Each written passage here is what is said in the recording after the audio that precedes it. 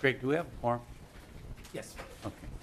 Members, I'd like to bring the House Environment Natural Resources Policy Finance Committee to order.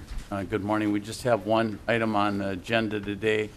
It's House File 2275. Members, I'd like to move House File 2275 to be passed and go on to Rules Committee.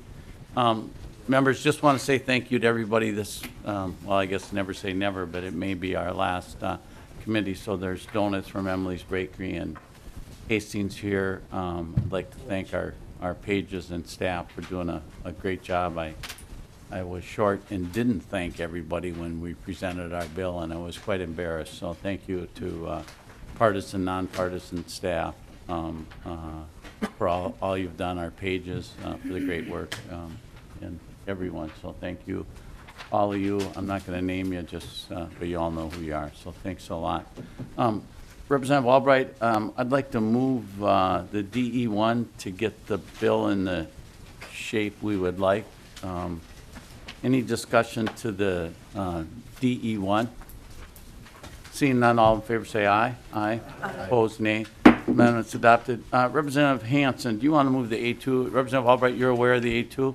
Mr. Chair, members, I am, and we would consider it a friendly amendment. Representative Hansen. Thank you, Mr. Chair. And this is something I think we've done before to make sure we complete the projects that were in that earlier disaster bill, so that we don't just stop because, oops, we ran out of authorization. So I'd move the A2 amendment. Discussion of the A2? All those in favor say aye. Aye. Aye. Opposed, nay. The A2 is adopted. I think, Representative Albright, we now have the bill in the shape you would like. Representative Albright, maybe you can lay out what the bill is. We'd spend a few minutes to walk through so we understand. It is a significant sized bill, so we should spend a few minutes talking about it. Representative Albright, welcome to the committee. Thank you, Mr. Chair, and members. Thank you for your attendance on a morning such as this. I too wanted to stop for donuts, understanding that that would be recompense for something like this, but stopped by a similar bakery, but they were out because someone had been there before and taken all the good ones. So I don't know if that was you, Mr. Chair, or not, but thank you in advance. Members, there are a number of handouts in your packet, and I'll just draw your attention to the graphic that is shown by the water discharge damage that shows the state of Minnesota on the first page.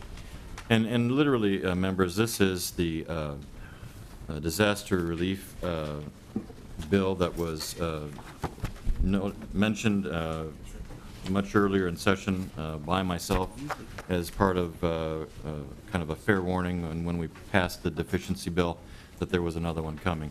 And this really is reflective of the rain event that actually, for most of people in the state of Minnesota, started on June 11th and didn't stop until July 11th. And for folks in Scott County, we were the epicenter of that. In the course of several days, we received a total of about 14 inches of rain. Much like if some of you are familiar with the rain event and the disaster that was caused up in Duluth by their rain event, there is a key difference that I just remarked with regard to the difference between the disaster that occurred in Duluth and the one that occurred particularly hard hit by those folks in Scott County, LeSueur, Rice, and Dakota, and Scott County again. But up there you had the rain fall off rock and it went towards the Lake Superior. In Scott County in particular, we have the geology such that it goes over a sandy loam on some hills and terrains that causes for mudslides. It causes flooding.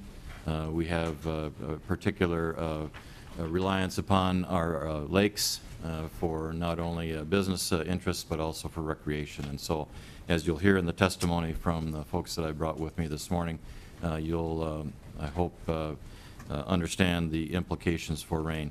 There is another spreadsheet, members, in your packet that I'll draw your attention to as well, and it actually shows the widespread reach that rain event of 2014 really occurred for all of us. You can look down the list and you can probably identify a number of the counties that either some of the members around this table represent personally, or those in the neighborhood of where you're representing. And you also, I'm sure by now, over the course of the last 11 months, heard of the damage and the continuing saga of trying to get back to square one after the damage and to remediate both hillside, lakeshore, and as well as the roads and bridges that were damaged by such an event.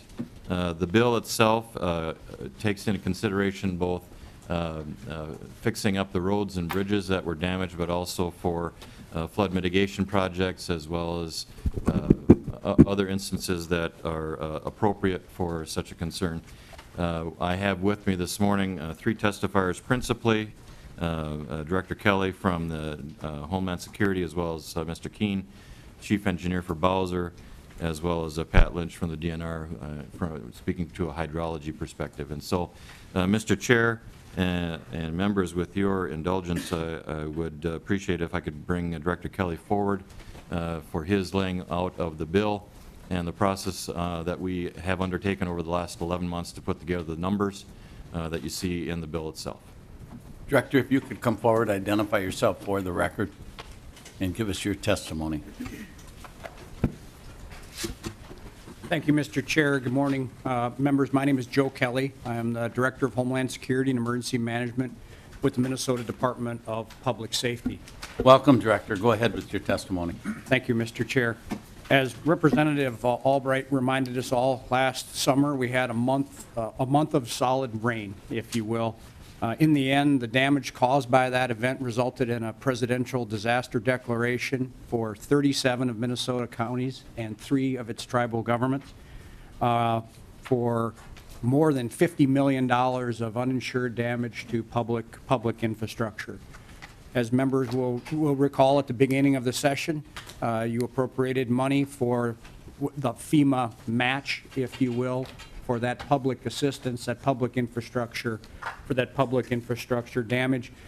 That is authorized under Minnesota Statutes Chapter 12B, or as we now refer to it, the disaster contingency account, as the vehicle that we use to pay that non-federal share out of. This bill completes that disaster assistance, if you will, by giving you the opportunity to appropriate money under Minnesota Statutes Chapter 12A, which is supplemental disaster assistance. And by supplemental, we mean this money is appropriated for expenses, damages, and other projects that are either not FEMA eligible or they are mitigation type projects, mitigation type work, which is why the representatives from Bowser and the DNR are here today, because they fall primarily in their areas. It took some time to go through the process. This is the first time we have fully used the disaster contingency account. This disaster was unusual in that it took a good deal of time working with FEMA to get all of the counties that we thought were eligible for federal assistance included in the disaster declaration. It took months, where it would normally, our experiences take a week or two. But the Minnesota Recovers Task Force, which our department chairs, met not less than 8 times with representatives of the other agencies that can provide assistance to local communities to help them recover, as well as representatives from those communities, some of which are here this morning. I think it's fair to say, because of the sequencing here with the 12B bill first for the FEMA share, and now the supplemental appropriation, we have had the time to very carefully and thoroughly vet these projects, make sure of their eligibility, and determine what the cost factors involved are. There is no appropriation in this bill for the Department of Public Safety. Our needs were met with the first disaster relief bill at the beginning of the session, because we work with FEMA. But because we facilitate the Minnesota Recovers Task Force, we wanted to provide this context for how this bill fits into the process and to answer your questions. But the other agencies that are represented in the bill for damage, primarily, again, the DNR and Bowser, are here to answer your questions. But I certainly, Mr. Chair and members, can answer questions about the context, how we got to this part. Thank you. Questions for Director Kelly? Representative Hanson. Thank you, Mr. Chair. And Director Kelly, is this an agency, or is this like the administration initiative, or is this Representative Albright's, or, I mean, you know, have the agencies here? I'm just trying to see if this is like a supplemental request from the administration, or if this is the agencies providing assistance to the bill. Director Kelly? Mr. Chair and Representative Hansen, we often refer to this kind of bill as the unmet needs, if you will, the unmet needs bill. So from our perspective, these are requirements, needs, projects that have come up from the communities to the agencies that provide that assistance.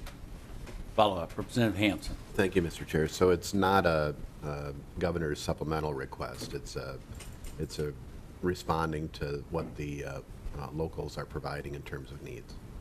Director Kelly? Mr. Chair, Representative, that's correct. Okay, thanks. Representative Hausman? Thank you, Mr. Chair. Mine is a comment about this whole issue of disaster relief, so it's not a criticism of this bill or to the testifier, but the ongoing frustration I think we have about disaster relief, and Representative Pawlowski, if he were here, he could be our resident expert. But in this session, it seems to me in one session we have multiple disaster bills, and it's hard to see how they all fit together. But when we're talking about taxpayer dollars that are going to help people out, we always have to hope that we're doing it in an equitable way where we're ultimately fair to everyone.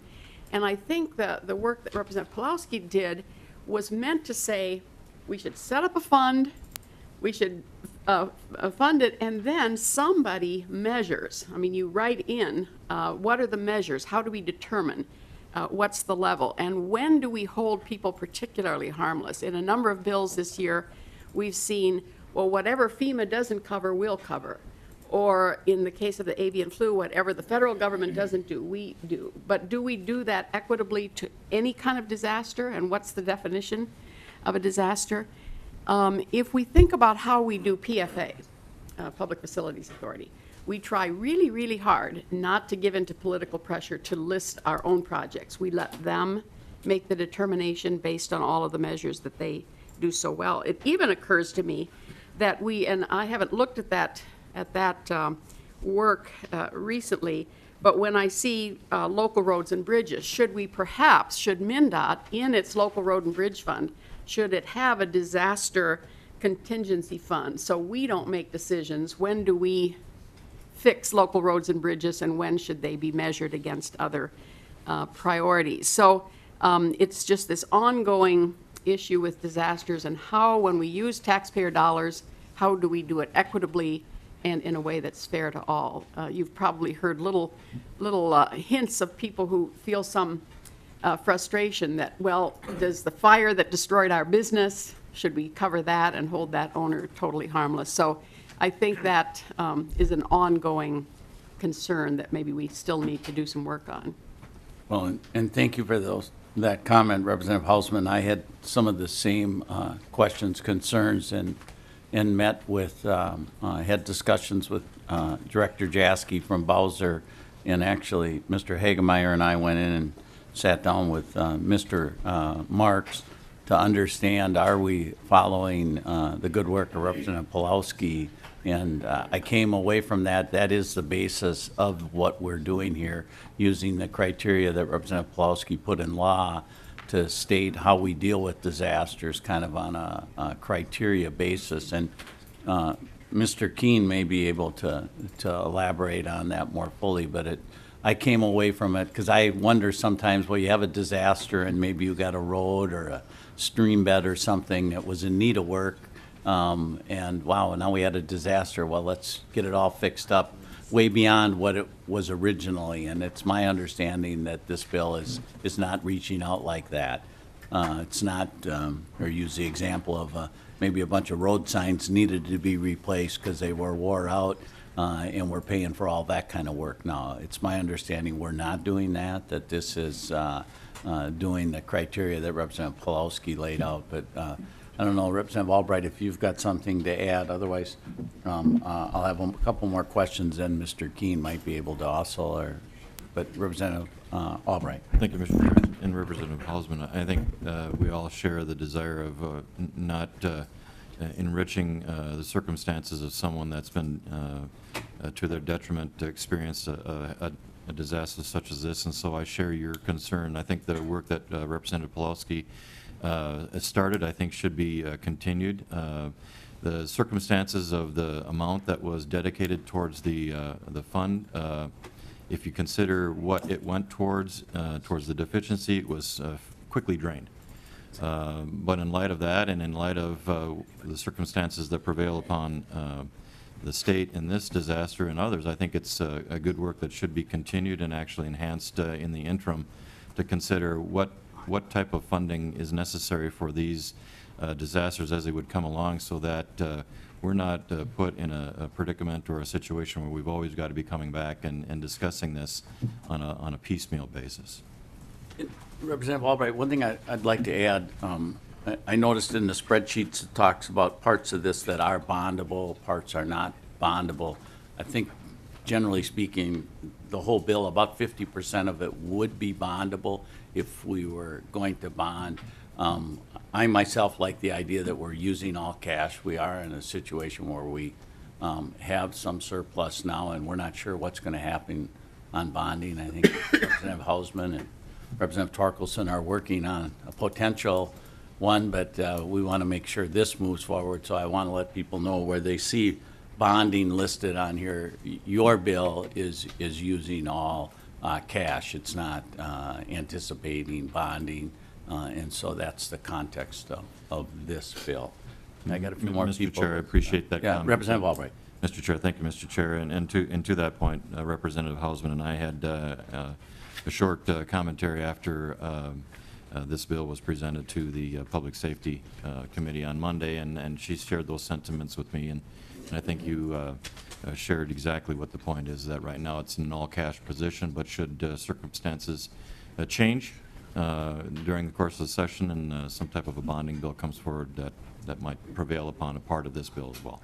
Okay, Representative Albright, I wasn't aware of that, so you're saying it's, in the end, it's potential that part of this could end up becoming, if there was a bonding bill, if we were to have a bonding bill come forward, it's potential some of this would move over to bonding then? Mr. Chair, that is correct. Okay, all right, that's good to have on the record. I was not aware of that. Representative Poppe. Thank you, Mr. Chair. And Director Kelly, you mentioned that this has taken about 11 months, and I'm just wondering if this is now the new typical of how long it will be taking. I know before it was trying to meet the need as quickly as possible, and certainly 12A and 12B helped to address those needs much more quickly. But as this seems to take this long, I'm wondering, how do you see the future with regards to a timeline and being able to address the needs? Director Kelly. Mr. Chair, Representative Hoppe, I'm not sure exactly what the timeline will look like as far as numbers of days or months and what the gap between one part and the other would be. But I do think it's fair to say that future disaster assistance bills will be sequenced. And I think the sequencing of them probably allows us to do more accurate work. And by that I mean, if you, as Representative Albright referred to the floods from 2012, there was one disaster bill. It had an article that dealt with the FEMA match, and then it had another article that dealt with all these other needs. What we have now with the disaster contingency account is, once we figure out exactly what our share of the FEMA reimbursement is going to be, we can move forward with that and continue to reimburse communities that are recovering, and then maybe take a little more time to work through the supplemental request needs that the communities have. So how much time will it take? I'm not sure how to answer that, but I do think that the sequencing of figure out what's eligible for FEMA and how much that costs first, and then move into a deliberate process to vet the other unmet needs is probably the way it would go. Depending on the time, we may be able to do it at the exact same time in the exact same bill, but perhaps not. I hope that answers your question, Representative. Follow-up, Representative Poppe? Okay. Representative Purcell. A question been answered, thank you. Representative Hornstein. Thank you, Mr. Chair. And this is maybe a question for staff, and it's about sort of the process for these types of bills and how they move. I remember, the Duluth flood had, some transportation appropriations and some other things, and I'm not sure we saw that in transportation. It seems like sometimes these go to a committee of jurisdiction if there is, some money for a particular division, and sometimes they don't. So maybe it just goes right to Ways and Means. So I'm just wondering, what the custom and usage is for how a bill like this travels. Do we have a sense of that, or maybe, Mr. Chair, you do, but I thought maybe the staff could give us some perspective on that in terms of the... Well, Representative Hornstein, I know because of the significance of the role Bowser is playing in this part of the bill. That's why it's here. It's here because of that. It's clearly in our jurisdiction, and a lot of this money is through them. I'm not positive on the transportation. I just was looking at section 2, so... I don't know if staff has something to add, or we could maybe research that. I don't know. Ms. Taylor, if you know the history when we've done, some have been done in special session where it's all kind of ironed out ahead of time. We come in on a one-day special session and we pass it, but we do sometimes break and have some committee meetings in the morning. I don't know. That's a good question. Do you know, Ms. Taylor, if they've historically gone to transportation or not? Mr. Chair, members, I really don't know. Well, that'd be a Just good thing for us curious to find about out. that. We'll find out and get an email out. Representative Hansen. And Mr. Chair, just following up on that, in terms of process, the motion was to go to rules. To go between committees, would it go to rule, if it had to go to transportation, would go to rules, then to transportation, and then back to rules? Is that where what it would have to happen? Or if it had to go to capital investment, it'd go to rules, and then capital investment and back to rules, or? Well, I think that would be the normal process, Representative Hansen. There are two bills out there, and I'm trying to remember, Representative Albright, don't we actually have a different bill before us than public safety had before them? So that we could move them both simultaneously, but both are traveling through rules each time before they go to another committee because of deadline. Representative Albright. Mr. Chair and members, that is correct. There are two identical bills. The one that was heard in public safety is not 2275. In the effort to get this moving forward as quickly as possible, we cloned it. And so this is an identical match to the one that was heard in public safety on Monday.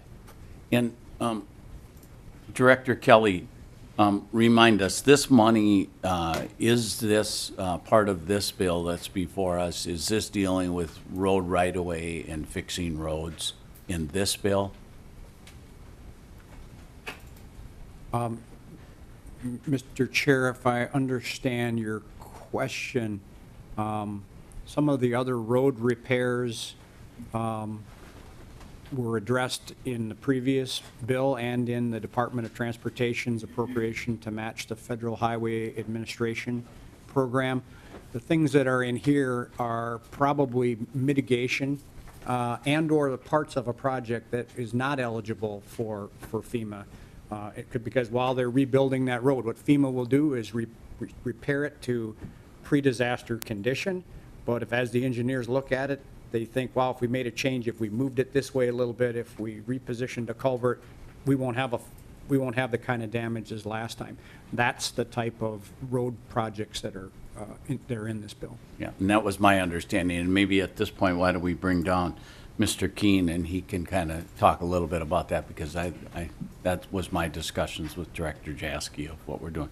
Mr. Keene, if you want to come forward and give us your testimony, then we'll hear from Mr. Lynch also. Welcome, Mr. Keene. If you could identify yourself for the record, and then go ahead with your testimony. Good morning, Mr. Chairman, members. My name is Al Kane. I serve as the Chief Engineer for the Board of Water and Soil Resources. I'd like to start out with just a little background on how we get the numbers that are in the bill for Bowser. Whenever the governor declares a state of emergency or declaration, we seek input from the Soil and Water Conservation Districts for damage on private lands primarily. So we're focused primarily on damage to private lands, and therefore what you see in this bill are needs for new conservation practices on private lands for erosion sediment control, water quality protection. That's the focus of the program that we administer through Chapter 12A. And I'll also just say that Chapter 12A is the framework within which all of our agencies work. And after it was passed, after the 2007 flood, it's created much more structure and coordination as well through the Minnesota Recovers Task Force for that work. So what you see in front of you in that table in the first column is needs for new conservation practices on private lands, again, spread across all 37 counties, or nearly all of them. And that information was garnered through saltwater conservation districts. And they had an opportunity this year because of the time frame to actually update those numbers more than once. And we take a portion of their total estimates because we know that some of those projects may be eligible for federal programs. And as Chapter 12A lays out, the priority for use of money is private insurance, federal funding, and then state funding. So that's part of the way that we operate like all other agencies to ensure that we use that sequence, if you will, of funding. I would also point out that Senate File 1, the previous funding, there was funding for Bowser in that. That was for repair of existing conservation practices. So the funding that the legislature provided earlier in the session was just for repair of existing conservation practices. The funding that is in this bill is for new conservation practices, needs caused by the flooding, in particular a substantial erosion and landslides, those kinds of things that are in fact water quality threats as well. In the second column in that table is a list of needs for reinvest in Minnesota Reserve conservation easements. A number of these lands that were damaged bad enough that a landowner can't repair it, doesn't want to repair it, would much rather try to put it into a long-term perpetual easement with perennial vegetation. So putting it into a conserving use, and we use the Reinvest in Minnesota Reserve program to do that. So in the last column there, you see needs that were identified by saltwater conservation districts for that purpose. So with that, I'd be happy to answer any other additional questions. Mr. Keene, I just want to clarify, you said that the property owner may want to do it. I'm assuming that Bowser or other state agencies and/or DNR are involved in a process, and you have to agree that it's needed to be done. It's just not that a property owner can want to do it. There must be some criteria that you lay out. Mr. Chairman, members, absolutely right, because the Reinvest in Minnesota Reserve program does have criteria and sideboards, if you will, too. So therefore, these lands need to be eligible for that. And in many cases, for flood response type of conservation easements, they are floodplain lands that it would make sense to take them out of agricultural production, put them into a conserving long-term perennial vegetation. Thank you. Representative Hansen. Thank you, Mr. Chair, and Mr. Keene. And I was listening closely and trying to remember previous disasters going back to Rushford in '07. I believe we had money for RIM in there, and we had some erosion. But did I hear you correctly in saying that when we were doing things before, we were fixing existing infrastructure versus putting in new preventive infrastructure? Are we setting a new precedent in this bill by putting in new infrastructure, or could you maybe clarify what you were saying? Mr. Keene. Mr. Chairman and Representative Hansen, we do both in terms of repairing conservation practices that had previously been put on the land and were damaged by the flood, again, beyond what's a fair expectation of normal repair and maintenance. Those practices typically are not designed for huge floods. They're designed for smaller events. And then where there's substantial erosion, for example, and new conservation practices are needed to address that, that's the kind of new work that we do.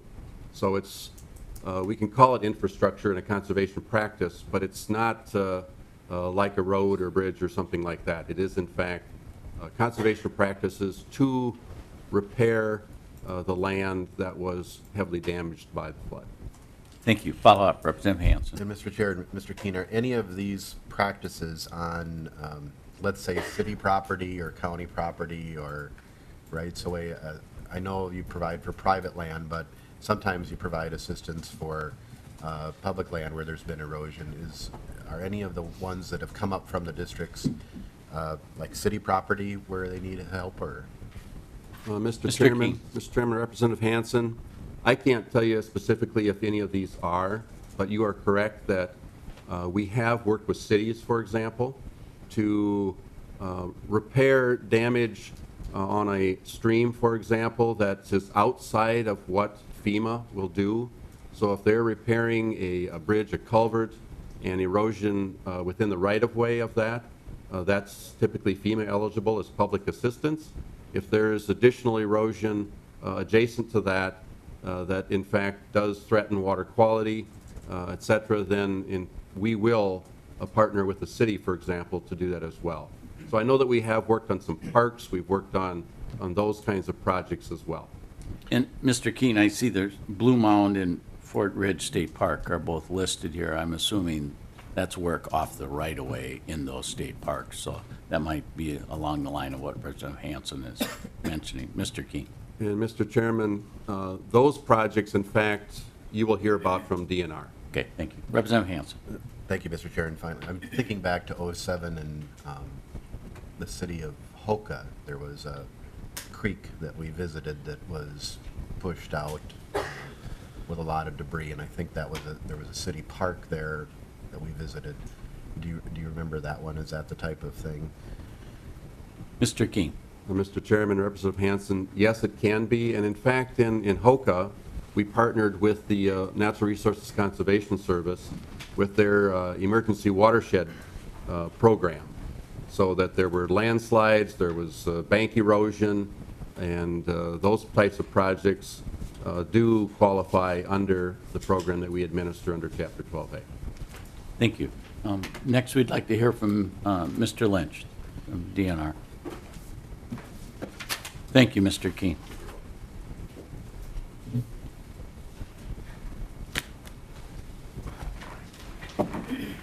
Welcome. Please identify yourself for the record and go ahead with your testimony.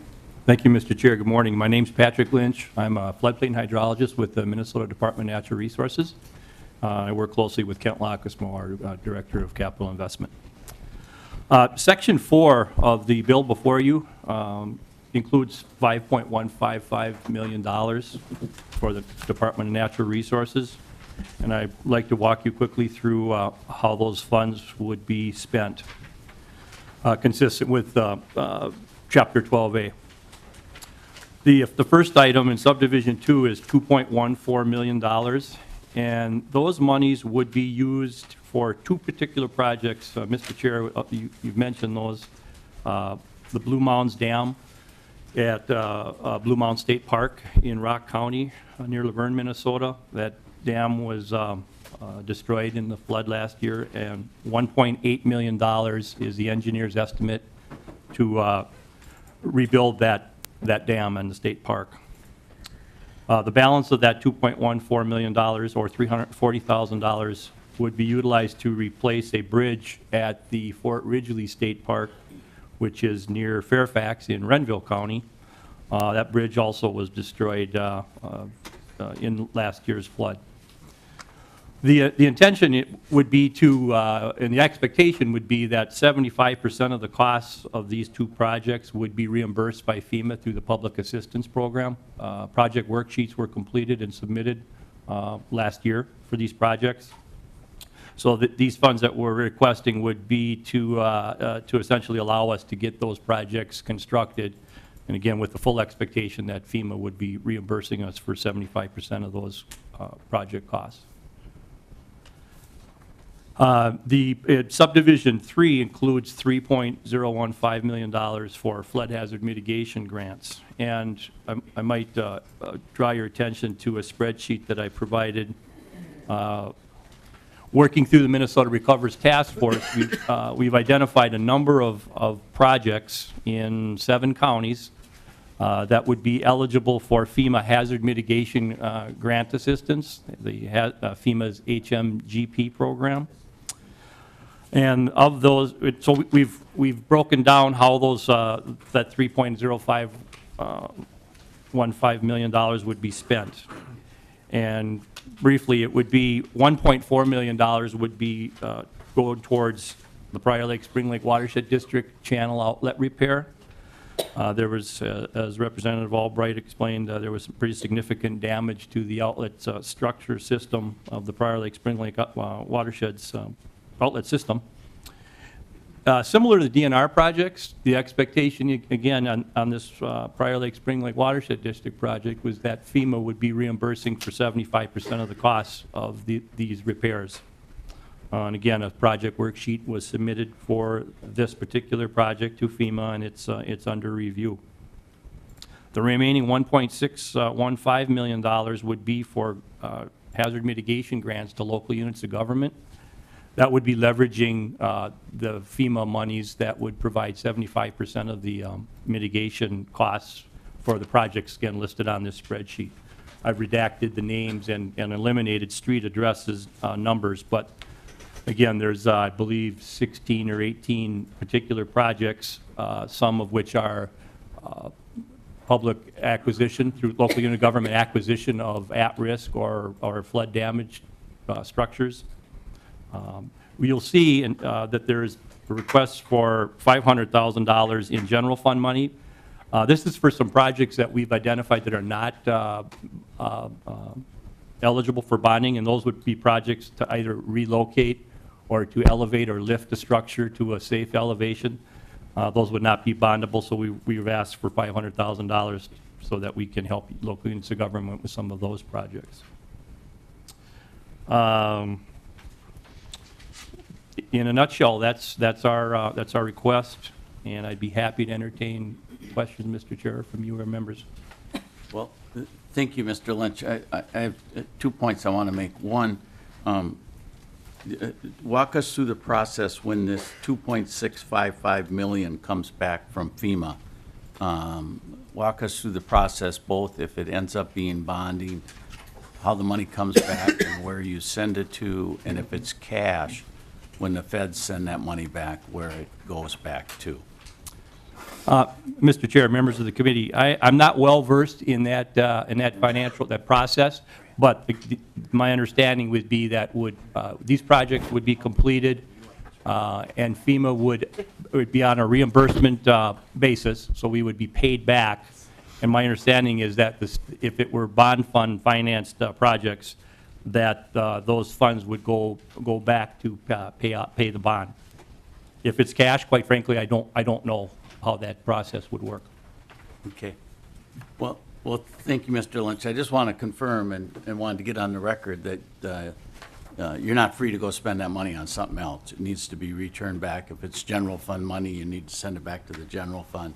If it's bonding proceeds, you're not free to go use that. That needs to go back to the bond fund and pay bond funds off. I mean, we have this situation in different cases. I think of Veterans Home where, and Representative Hausman will know this, a lot of times we fund Veterans Home, we bond the full amount, and then 65%, I think in that case, comes back later, and that needs to go back to the bond fund. And there's some other cases where the feds reimburse us for some bonding things, and I just wanted to make sure that DNR knows that money's supposed to go back.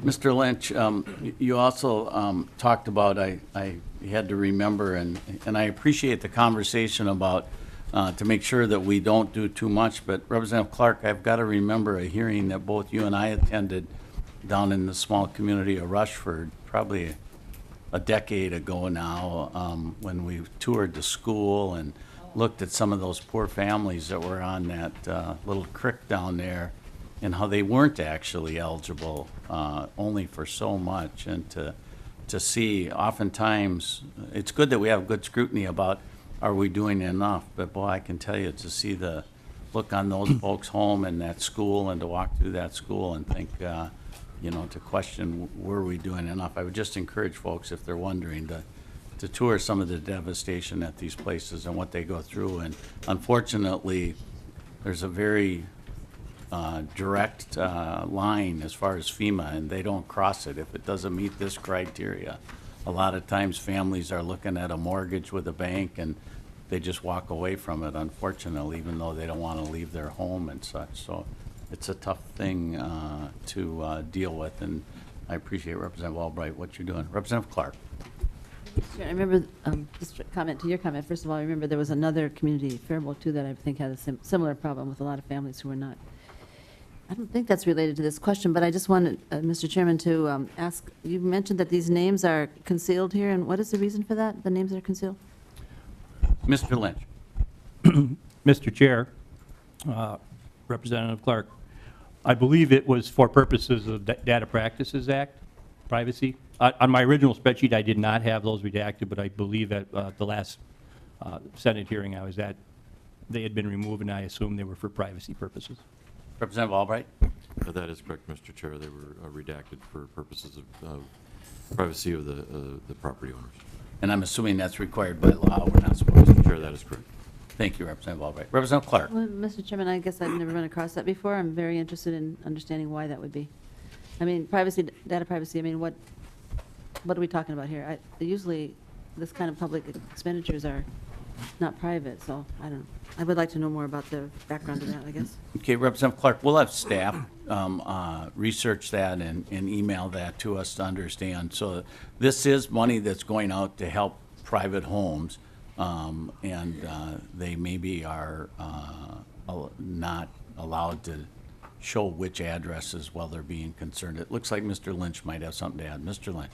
Mr. Chair, Representative Clark, members of the committee,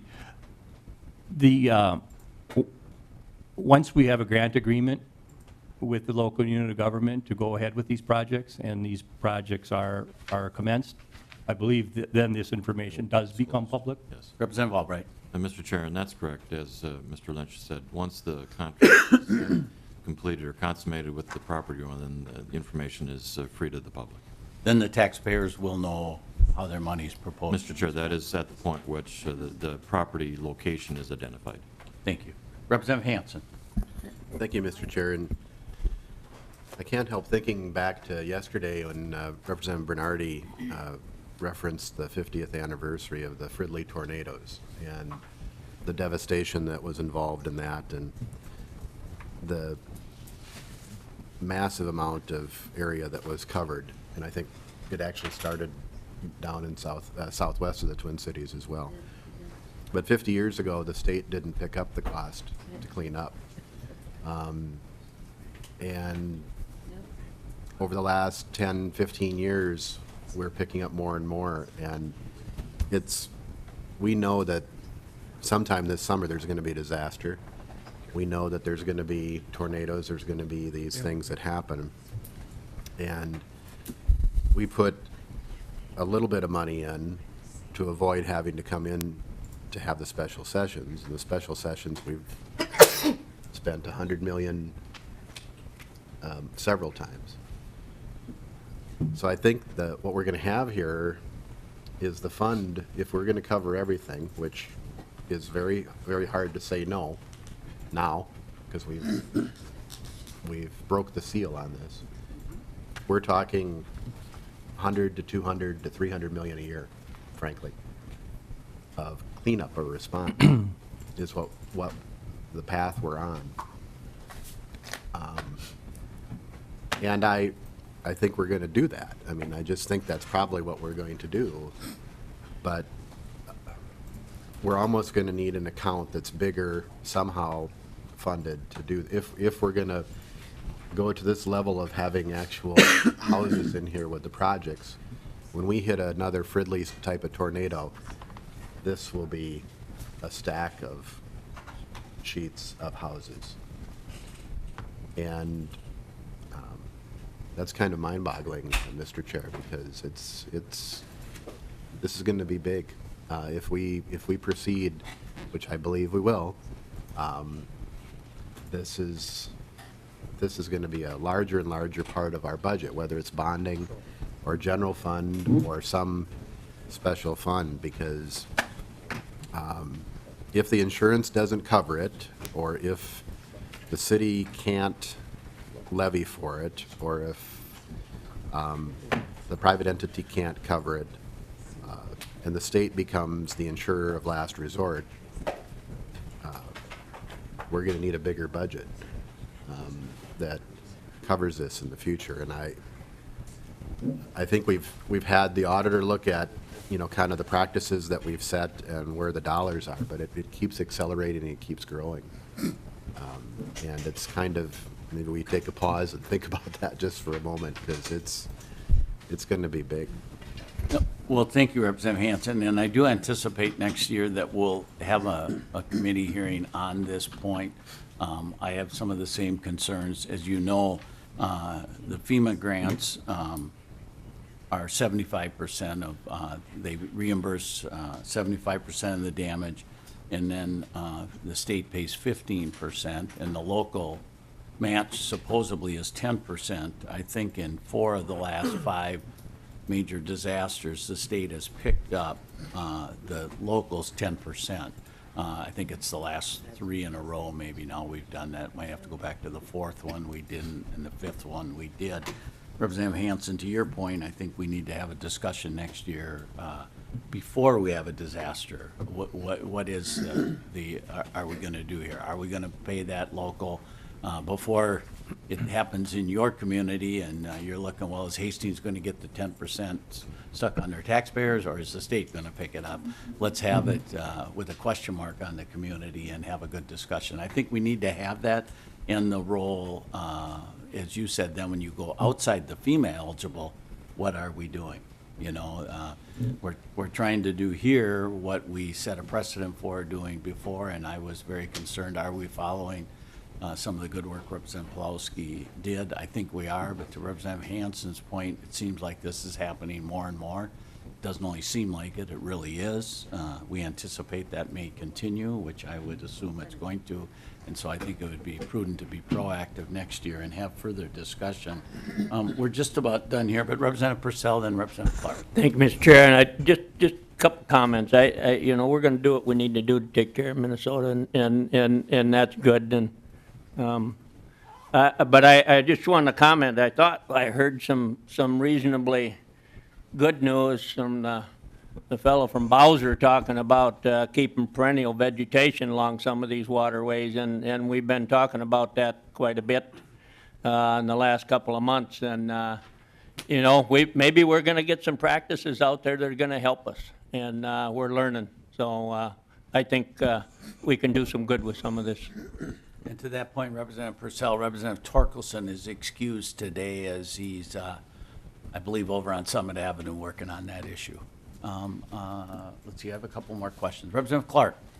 Just very briefly, Mr. Chairman, Representative Hanson's question reminds me that some of the discussion that we had back in that other earlier flood that you brought up was some issues of the difference in property values as well. Some very high-cost homes, for example, versus some very low-cost homes in different parts of the state. And just that needs to be part of the discussion. I'm just bringing that up because I remember the resources that people had to repair, for example, their houses, whether or not they had the kind of insurance in a high-value home was quite different than people who were, poverty level or very low working class income.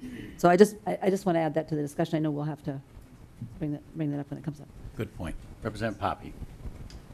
Thank you, Mr. Chair, and I just wanted to also follow up on Representative Hanson's comment, because actually the tornadoes began on May 5th, 1965, and hit our farm. And I happen to live on a turkey farm. My parents raised turkeys, and so I'm well aware of the devastation that a tornado can level across the landscape. And I also have been involved in, with Representative Pawlowski on the 12A, 12B issues, and certainly since Rushford's in my home area. I'm originally from Houston, but well aware of how floods, tornadoes, all of those kinds of things can impact a community. And you know, one of the comments made yesterday by Representative Bernardi was about the value of a community and how people come together. And I can just attest to the fact that I know 50 years ago, that was indeed the case. Thank you.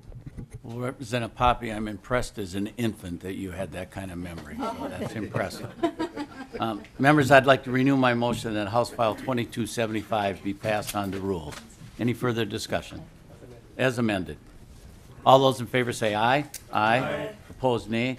The bill is moved on. Representative Albright, thank you. Members, I've got the minutes of April 15th. Representative Cornish, you want to move the minutes of April 15th? I will move the minutes, April. Discussion of the minutes of April 15th. All in favor say aye. Aye. Opposed, nay. The minutes are adopted. Members, I have the minutes of April 16th. Representative Heinzman, you want to move the minutes of April 16th? So moved.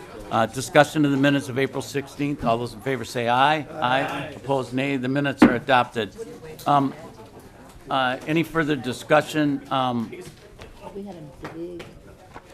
Oh, I'm sorry, is this a change? Is something wrong? I just wasn't here, so I'm just wondering if there's a way to say not voting. Oh, you were excused, I feel Representative. like it was like I was here. You were in committee. We'll amend those minutes. Members, and which day is this, Representative Poppy? Representative Heinzman amends his minutes to reflect Representative Poppy's point. All those in favor of the amended minutes say aye. Aye. Opposed, nay. The minutes are amended as Representative Heinzman proposes. Members, we're adjourned.